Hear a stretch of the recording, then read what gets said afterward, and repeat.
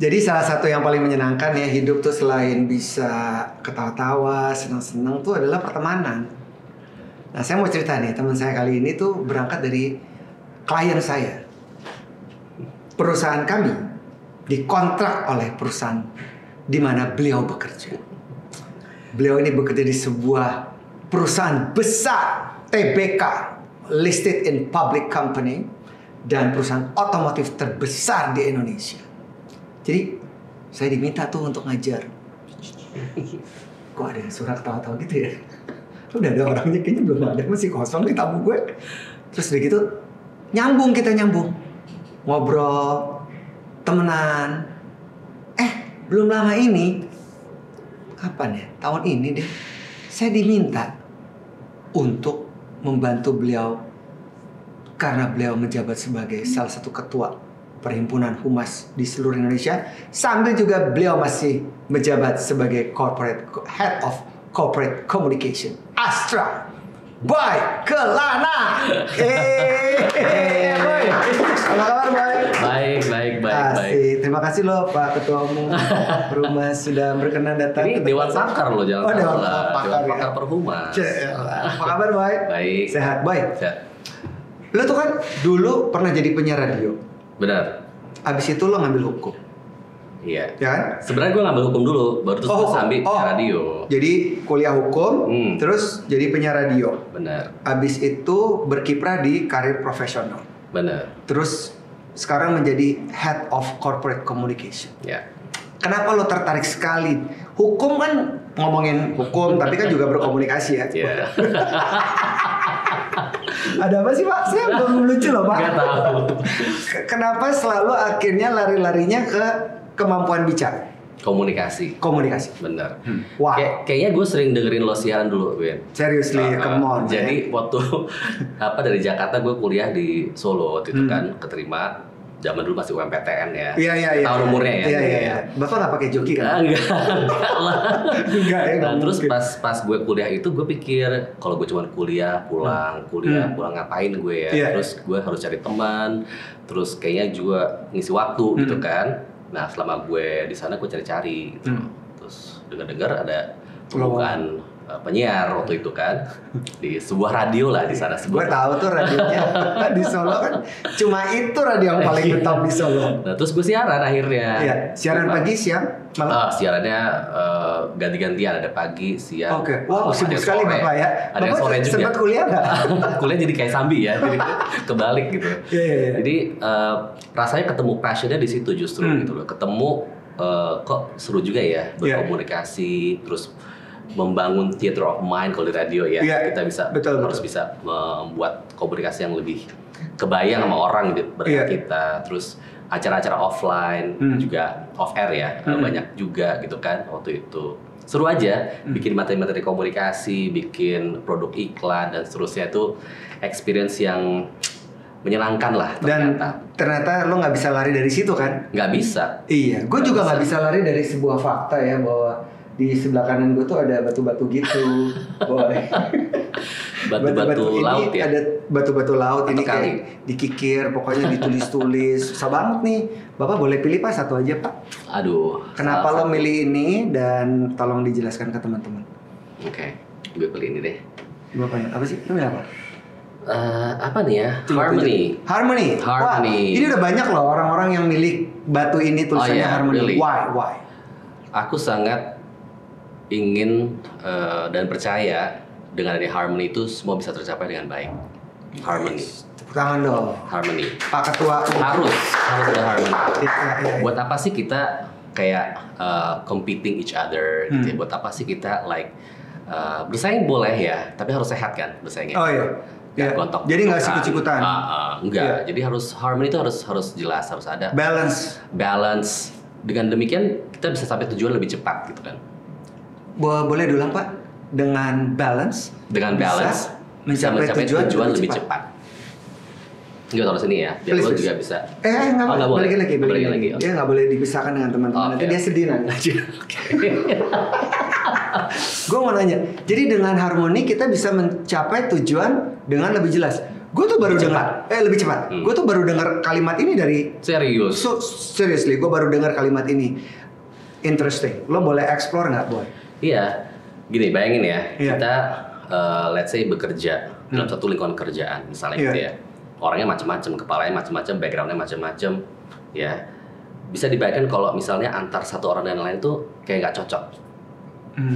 Then what? Gitu. Organisasi lo jadi akhirnya nggak mencapai tujuan dengan cepat kan? Betul. Banyak urusan yang nggak penting. Iya, kita masalahin, ribet. Betul. Iya. If only ada harmony di antara kita semua, di antara teman-teman itu semua, tentunya semua bisa cepat beres kan? Betul. Nih teman-teman yang di sini tentunya ya kan, antara teman-teman, antara kameramen, lighting, ya kan, harus ada kolaborasi, harus ada sama yang baik dong. Iya. Terus ya Boy, abis itu kan lo kemudian terjun di organisasi dan lo juga kemudian melihat dong bahwa apa bener ya ini banyak orang ngomong jagat maya kita udah kacau. Jagat maya. Jagat maya ya. Iya jagat maya mungkin juga jagat tanah juga kacau gitu maksudnya. Iya kan? Climate change dan segala macam. Orang juga makin segala macam. Tapi lo setuju nggak bahwa cara orang berkomunikasi sekarang itu makin hari makin brutal? Sangat. Oke. Sangat. Jadi sering kita lihat ya, kita bicara sosial media deh, gitu ya, netizen dan seterusnya lah, gitu. Pengguna sosial media lah, tanpa harus memilih siapa aja penggunanya. Tapi pada dasarnya, kalau kita lihat masih banyak sekali hal-hal yang kayaknya negatif gitu loh di sosial media itu.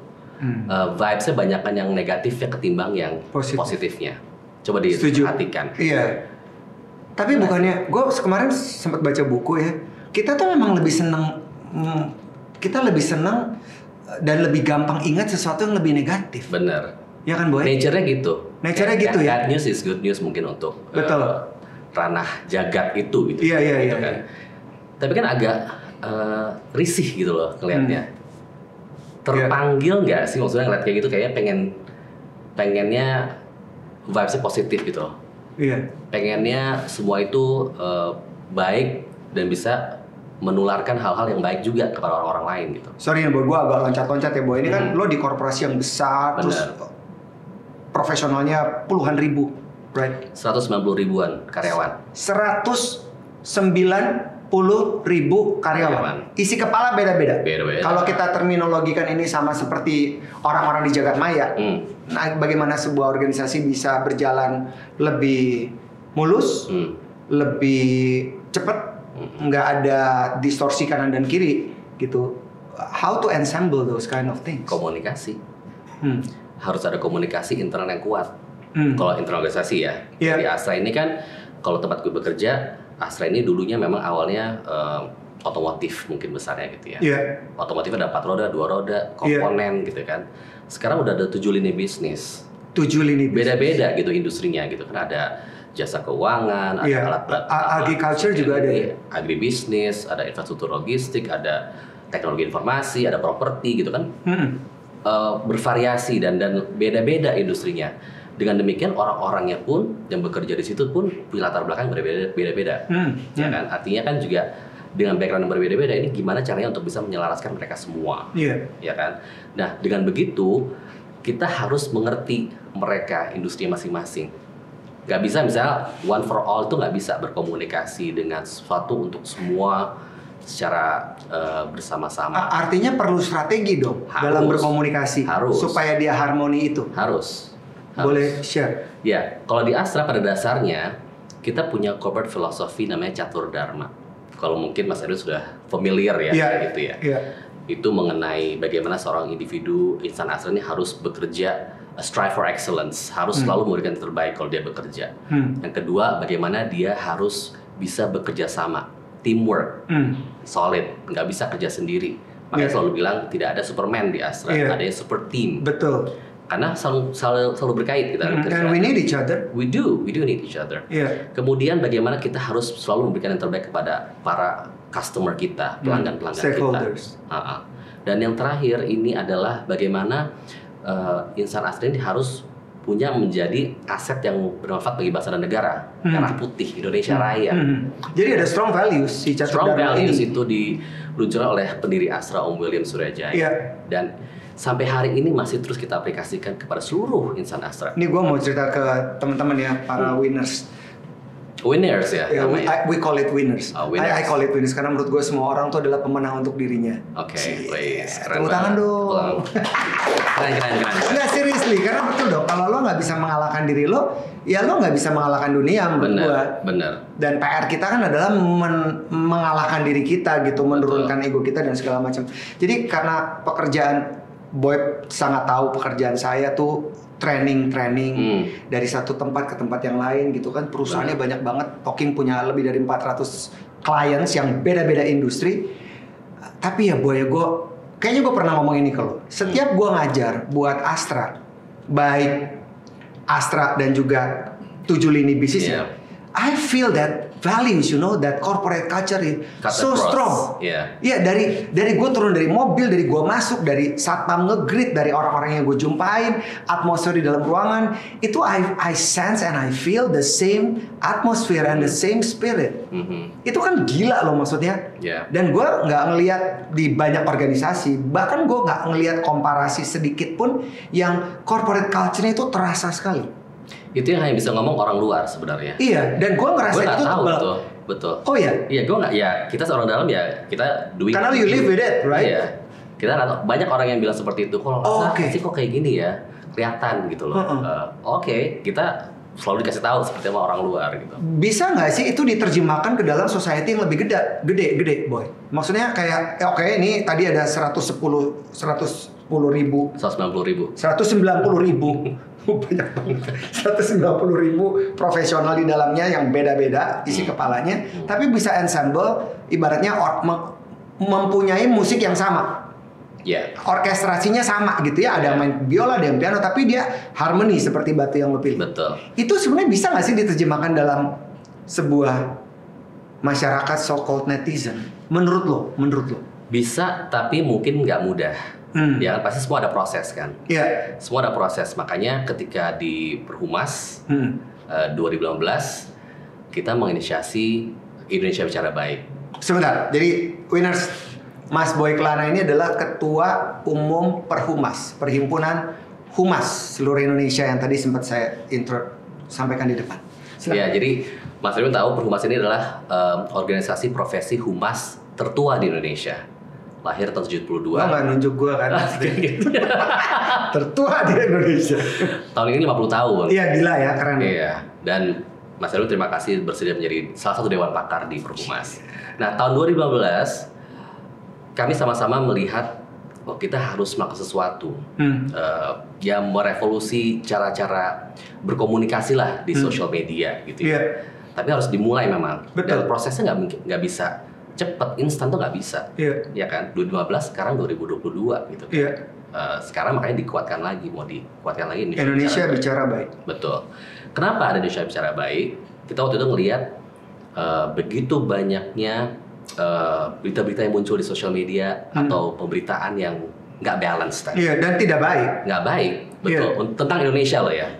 Kita sebagai orang Indonesia menyayangkan gitu ya dalam bidang sosial, kayak dalam bidang ekonomi, budaya, politik itu kayaknya nggak balance gitu pemberitaan-pemberitaannya. Kemudian yang kedua, banyak pengguna sosial media itu yang masih belum mengerti kalau dia itu harus ngerti kontennya dulu, baru disebarkan atau dia komen atau dia kasih tanggapan kepada konten itu. Kadang-kadang orang suka buru-buru kan menyebarkan informasi yang mungkin nggak benar gitu loh. Jari itu nggak ada otaknya kan ya? Saya emang nggak ada, cuma jari aja gitu. Jadi orang tuh cenderung reaktif maksudnya. Benar. Nah itu kan merugikan sebenarnya kayak gitu kan. Hal-hal yang nggak baik akhirnya tersebar luas yang mungkin belum tentu benar gitu kan. Secara tidak sadar memang kita tuh kadang-kadang kita termasuk saya juga pengen cepet-cepet. Iya, reaktif gitu kan. Tapi kita nggak pernah lihat apa yang kita lakukan itu dampaknya tuh sampai ke negara lain. Sangat. Atau image yang kemudian akan menjatuhkan nama kita Indonesia. Betul. Gitu kan. Gue jadi ingat juga sih cerita tahun 2021 ada sebuah research dari Microsoft yang melakukan penelitian terhadap netizen di Indonesia, dan kemudian muncullah bahwa netizen di Indonesia itu adalah yang paling tidak mempunyai etika dalam berkomunikasi di dunia maya. Apa yang terjadi? ada penyerangan ke server mereka dan segala macem. Nggak terima lu, gue gini, kok dibilang paling nggak respect orang, kok marah gitu. Tapi datanya ada kan? Sih ya, itu kan aneh ya. Betul, datanya ada.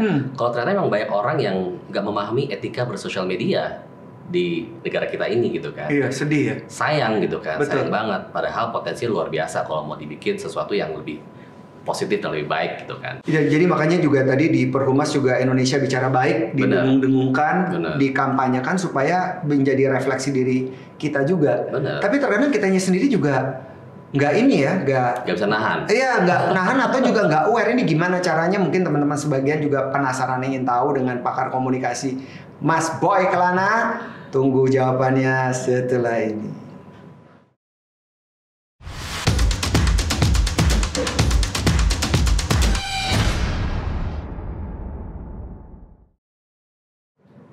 Jadi susah ya kalau kita sendiri tuh tidak bisa mengenal, tidak bisa tahu, tidak punya kesadaran tentang etika dalam berkomunikasi di media sosial atau dalam kesehari-harian kita.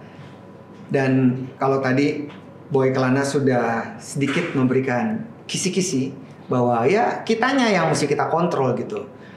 Ada komponen-komponen apa aja yang perlu kita pikirin gitu kan. Terus juga mungkin seseorang juga perlu memikirkan konsep diri yang mau dibangun.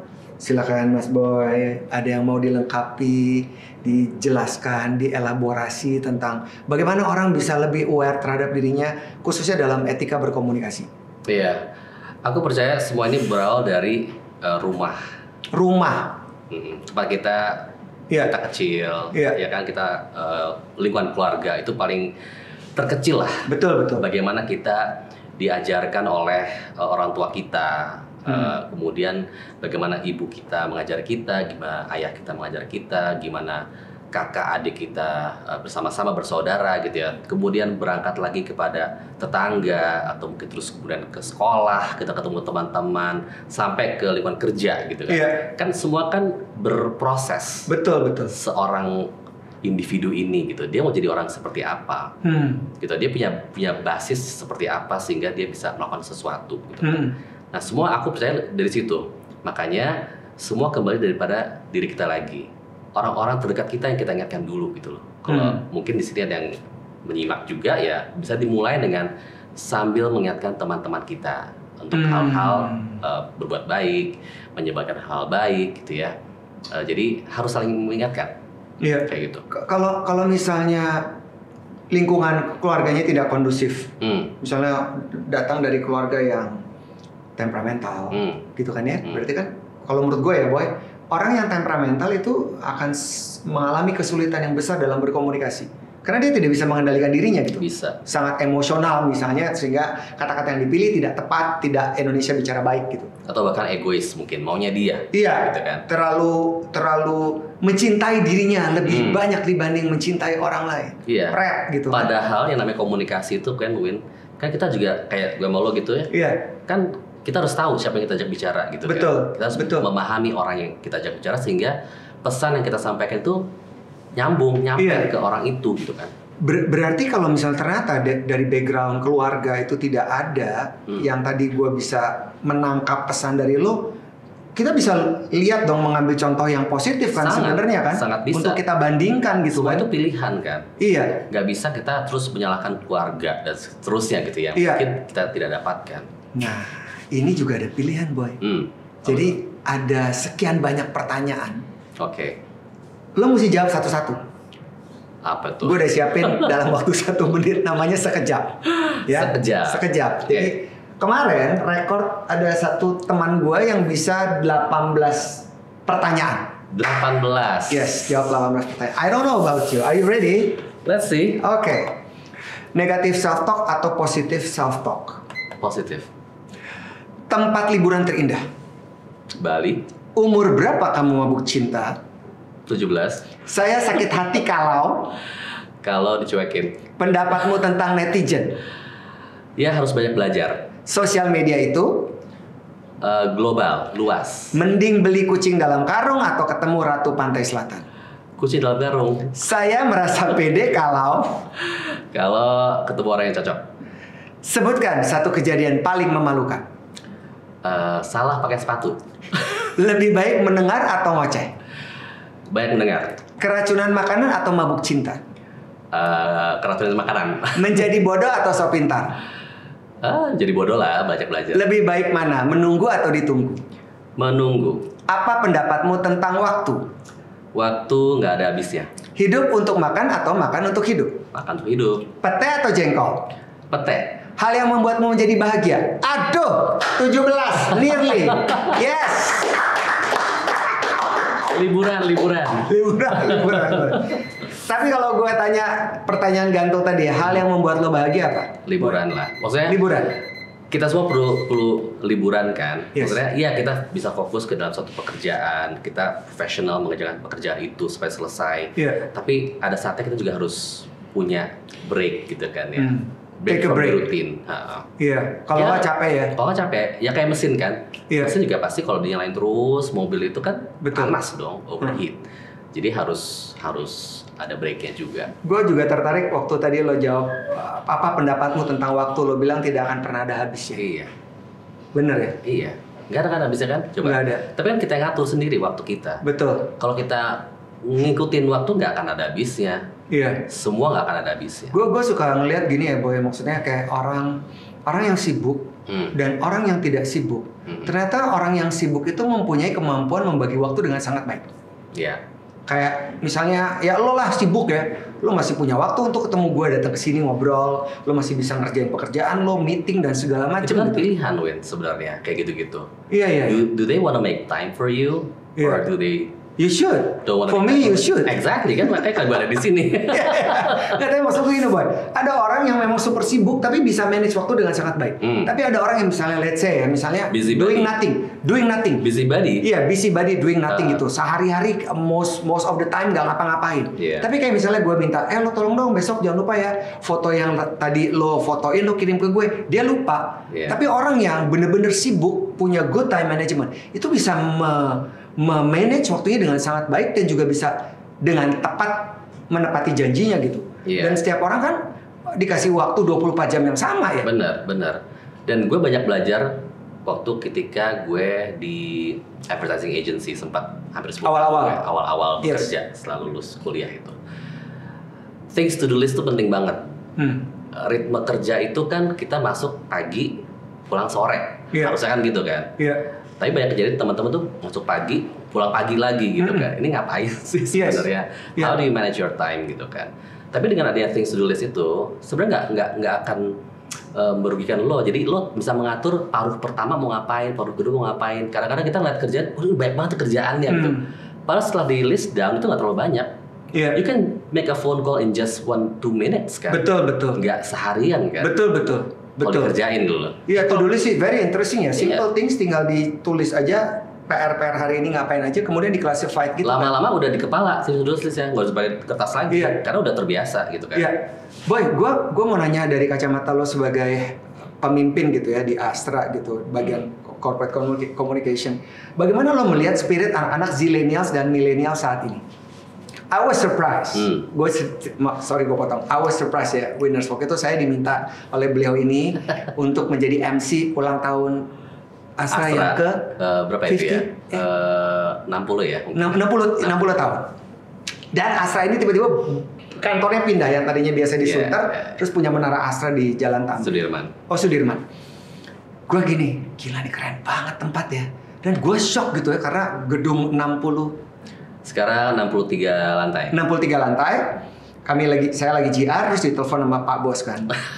Kalau ditelepon Pak Bos kan, oke silakan. Iya Pak, ke atas dong, lihat ke kantor gue. Oh iya, gojek keliling ya gitu ya. Office tour. Gue naik ke atas gitu kan. Gue kaget loh, gue ngeliat ada yang biasanya saya lihat di Sunter itu kantornya ya kantor kayak kantor biasa gitu, kantor pada umumnya. Ini kok ada meja biliar, ada beanbag yang banyak gitu. How do you see millennials and zillennials in the workplace? Jadi konsep Menara Astra memang berbeda sama yang di AMDI Sunter ya. Karena AMDI itu kan sebenarnya kan Astra Management Development Institute. Awalnya kan memang sebagai tempat sekolahnya Astra lah waktu itu dulu itu. Cuman karena dulu tidak sempat bikin gedung, jadi kantornya pindah ke situ. Gitu. Nah terus kemudian gedung baru jadi kan 2012 2018 ya kita masuk pertama kali. Jadi baru bisa punya gedung sendiri itu di situ. Nah, kenapa konsepnya seperti yang Mas Irwin lihat? Ya karena majority daripada karyawan kita ini like 70-80% adalah millennials ke bawah. Jadi unit organization has to adjust. Have to dengan perkembangan zaman. Ya buat siapa kan? Yang karyawannya emang mereka. Iya. Gitu, majority ya. Iya. Itu menghilangkan core values? No. Enggak. Masih sama, satu dharma. Bisa diaplikasi ke mereka juga. It's a timeless philosophy kan yang sampai kapanpun masih akan. Iya ya, karena itu common maksudnya. Cuman harus lebih relevan dengan kondisi sekarang. Kan, gitu kan. Bagaimana kita tadi strive for excellence untuk masing-masing karyawan, apa sih yang bisa mendorong mereka untuk strive for excellence dengan konteksnya yang. Jadi sebenarnya milenial sama zilenials kalau di take care dengan benar gitu, mereka juga nggak seperti yang kebanyakan orang bilang mudah patah semangat, terus maunya generasi instan gitu atau gimana? Ya harus difasilitasi. Harus difasilitasi. Harus difasilitasi. Mereka itu kan juga ya memang pengen cepat gitu kan. Baru masuk terus tiba-tiba pengen jadi manajer. Ya kan semua ada proses ya. Harus kasih pengertian ke mereka. Semua ada proses. Harus kasih reward yang benar kepada mereka, apa yang mereka achievement yang mereka lakukan, acknowledgement kepada mereka, apresiasi kepada mereka. Jadi yang bagus kasih tahu bagus, kalau emang nggak bagus kasih tahu kalau mereka harus improve lagi gitu. Right away harus tahu mereka. Karena ada kebanyakan organisasi yang berpikir gini, antar aja pas KPI gitu kan. Pasti setiap saat ada KPI untuk mengukur kinerja benar. Seorang, itu enggak. Kita secara di Astra diaturnya setahun ada 2 kali coaching counseling. KPI setahun sekali gitu, tapi penilaian karyanya setahun 2 kali. Nah di luar itu kan kita nggak harus stick dengan schedule itu sebenarnya. Like every day kita ketemu kan kita bisa ngobrol sama mereka, bisa kasih tahu, kasih masukan, langsung. Karena kalau udah besok udah lupa, momennya udah beda. Jadi right away langsung. It's a good job, say good job. Kalau kurang kasih tahu. Coba misalnya Boy ya, kita role playing. Gua millennials, millennials. Terus gua make mistakes. Terus lo mau ngomong ke gue. Ya kasih tahu. Ya, misalnya gimana? Kita role play deh. Tadi yang lo lakukan tuh kurang tepat sebenarnya. Gua ulang ya. Lo ngapain misalnya? Apalah bikin report salah. Report salah terus lo manggil gue. Gue ke ruangan lo kan yang mahal dan bagus itu. Enggak lah. Ya Pak Boy, tadi panggil saya. Jadi reportnya itu kan untuk dibaca orang lain. Nah, untuk memudahkan mereka mengerti apa yang kita laporkan, ya tentunya harus ada sesuai dengan apa yang dibutuhkan oleh mereka gitu loh. Tapi saya udah kirim Pak, reportnya Pak. Udah kirim. Nah, jadi susunannya harus diubah supaya lebih mudah dibaca, dimengerti oleh si pembaca. Oh, yang mana Pak? Yang menurut saya ini sih udah bener semua Pak. Tulisan saya, report saya. Coba lihat report-report yang sebelumnya yang kita udah pernah bikin. Kita bisa refer ke situ, bisa belajar dari situ, coba direvisi dulu. Balik lagi ke gue ya. Indonesia bicara baik. Baik banget kalimat-kalimat lo, keren banget. Boy, tips dong gimana caranya supaya seseorang bisa bertutur atau berkomunikasi atau berbicara dengan baik. Seperti lo. Enggak lah, gue enggak. No, kalau gue jadi lo, gue akan bilang gini, gue akan punya approach yang berbeda gitu. Tapi lo tadi baik sekali kata-kata lo. Ya apalagi lo ya, sangat judes sekali kan. Straight through, sikat, hajar. Kamu tahu kadang-kadang gini kan, kita ya kembali ke komunikasi lagi. Kita kalau mau ngomong sama orang kan kita juga harus memahami orang itu. Ya, tadi mungkin orang itu sudah bekerja keras gitu untuk menghasilkan report tadi gitu ya. Tapi ternyata salah. Dia malas sebenarnya. Ya atau mungkin ya ada masalah keluarga atau masalah dengan pacarnya atau masalah apa. Kan across semua orang itu kan pasti punya background lah kenapa dia seperti itu. Nah, itu kita harus mengerti sebenarnya. Nah, kenapa bisa harus kayak gitu? Makanya untuk mencapai yang lebih bagus lagi kan ke depannya gitu. Tapi kebanyakan orang nggak sabaran, Boy, gimana? Sangat. What should we do kalau kita nggak sabaran? Sangat. Apalagi kalau misalnya orang itu udah cukup senior gitu misalnya ya, yang sudah nggak punya waktu banyak, gitu ya. Ya tapi kan bagaimana ya? Apa sih yang ingin lo tinggalkan ke orang itu gitu loh? Kalau lo berkomunikasi dengan dia dengan cara-cara yang mungkin tidak menghargai, tidak masuk gitu ya. Mungkin. Apa yang ingin kita tinggalkan? Kesan apa yang kita ingin? Worth it nggak gitu loh? I see. Kadang-kadang kita memang bukannya saint juga ya, bukannya terus kayak harus baik-baik juga, tapi ya tarik ulur lah gitu loh. Nggak selamanya kan harus kayak gitu kan. Bisa dengan cara-cara yang lain. Tapi kalau cara lain mungkin nggak bisa, mungkin ada cara lain lagi gitu yang mungkin lebih kencang gitu misalnya gitu ya. Baru deh itu ya. Tarik ulurnya mulai bisa ditekan. Ya maksudnya ya kita bisa play along the line gitu kan. Kalau tinggi terus capek kan, misalnya Pasti. kita ngomong sama orang atau respon kepada seseorang dengan nada tinggi terus kan, lelah ya. Nah kalau ada orang ya Boy mau merebranding sosial media accountnya mereka. Rebranding. Iya, rebranding. Bagaimana saran-saran lo, karena lo sangat mengerti tentang strategi online dan offline. Apa yang bisa lo advice ketika ada seseorang yang merasa mungkin dari obrolan kita hari ini, wah kok gue nggak seperti yang Mas Boy bilang ya. Gue kok terlalu julid banget, gue emang netizen julid nih. Tapi gue baru sadar nih bahwa apa yang akan gue tinggalkan kepada orang gitu ketika gue berkomunikasi dengan mereka. Iya. And what is your advice? Ya intinya kalau mau rebranding ya yang lama ditinggalkan dulu. Karena teman-teman gue suka detox social media. Detox social media. Ya, tinggalkan social media sebentar, nanti balik lagi udah fresh. Atau hapus yang mungkin kira-kira nggak bermanfaat buat orang gitu kan. Kadang-kadang kan kita pakai social media kadang-kadang buat kita sendiri gitu ya. Padahal namanya social media. Betul. Like everyone can see what you're doing kalau nggak dikunci gitu ya. Kan artinya harus kasih manfaat buat orang-orang lain gitu. Yang paling gampang deh, misalnya posting sesuatu tempat yang bagus banget di Indonesia gitu ya. Itu kan jadi sesuatu yang manfaat kan. Ada di mana? Ada info gitu ya. Ada informasi gitu ya. Terus kemudian apalagi membantu misalnya teman-teman UMKM yang jual-jualan produk-produk makanan kayak atau apa gitu kan, kita tag. Kan itu manfaat kan buat betul orang. Sharing good information gitu kan. Ya, itu kan kenapa enggak gitu kayak gitu-gitu. Jadi hal-hal yang bermanfaat buat orang itu akan sangat lebih baik ketimbang yang enggak. Dan ini yang dimaksud dengan seorang Boy Kelana, Indonesia Bicara Baik. Kita akan ngobrol-ngobrol lagi, jangan kemana-mana teman-teman sekalian. Teman-teman juga pasti penasaran para winners gimana caranya untuk membuat brand kita di sosial media itu bisa terlihat, terasa gitu ya. Terus saya juga mau bertanya juga, apakah yang kita tampilkan di sosial media tuh harus yang otentik atau kita bisa sedikit sugar coating here and there?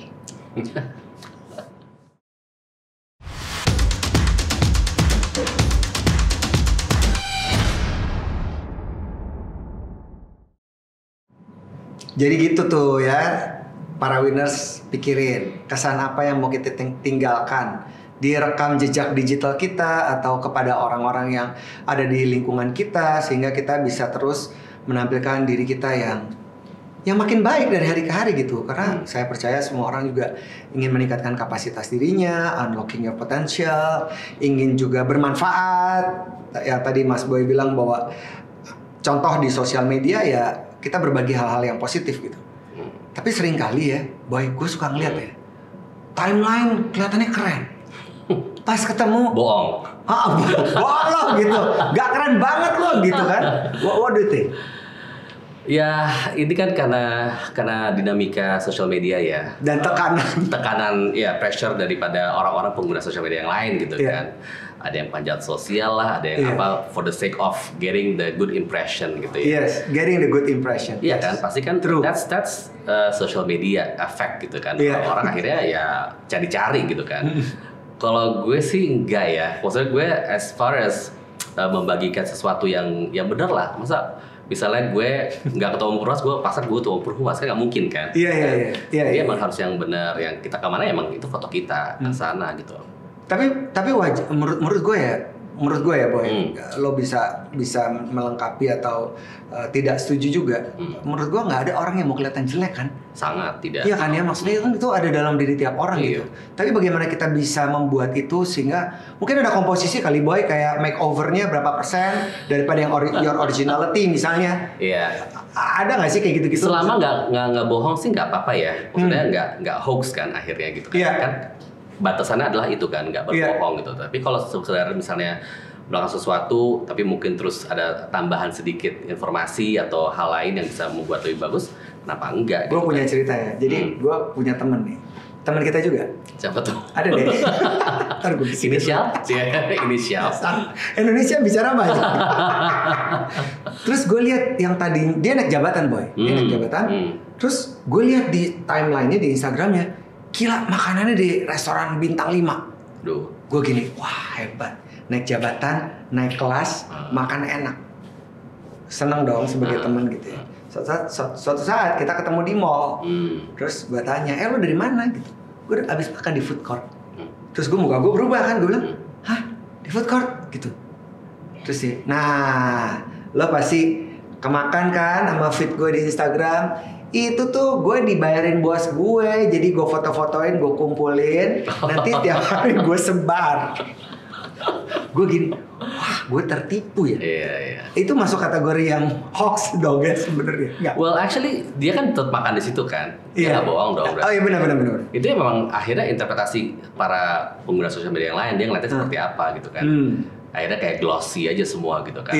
Padahal mungkin emang dia ke situ tapi nggak pada saat itu. Nggak apa-apa dong. Iya. Atau bukan dia yang bayar, actually dia makan di situ karena nggak apa-apa. Whatever. Iya, it doesn't matter. Tapi dia ke situ kan. Iya. Dia nggak berbohong gitu. Kan kita nggak bilang posting itu, ini gue bayar sendiri semua. Betul. Juga gitu. Iya. Tapi kan emang itu experience-nya dia mau share gitu ke. Tapi jadinya bias kan ya maksudnya.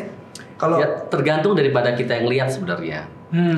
Artinya kan akhirnya kita juga harus ngeliat postingan orang kan juga nggak ditelan mentah-mentah kan. Oke, ya ada gitu. Doesn't mean tadi kayak Mas Ridwan bilang, naik jabatan, makannya di tempat yang bagus-bagus. Itu asumsi gue berarti dong ya. Your assumption, tapi kan itu kan nggak harus semua orang seperti itu kan ngelihatnya kan. Betul.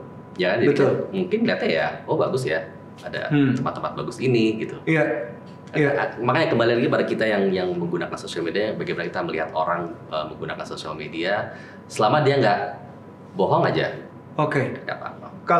Kalau ada tips nggak trik boy supaya kita bisa bicara dengan lebih baik, terus apa yang kita tampilkan di media sosial kita juga menunjukkan jati diri kita sebagai bangsa Indonesia, Cila. Iya.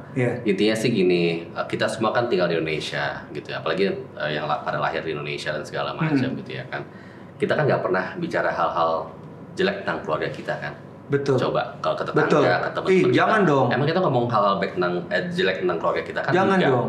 Iya. Makanya kenapa kita harus ngomong hal-hal nggak baik tentang Indonesia gitu kan? Justru kita harusnya bangga dengan tempat-tempat yang bagus, produk-produk lokal Indonesia yang bagus-bagus, misalnya kayak gitu, yang bisa menjadi nilai tambah buat Indonesia sendiri gitu kan? Nah, kita harus mulai dari diri kita. Banyak banget yang mungkin kita taking for granted gitu ya. Pergi ke tempat yang bagus banget di Indonesia misalnya. Iya, gitu. banyak sekali. Tapi tidak diceritakan kepada orang lain gitu akhirnya.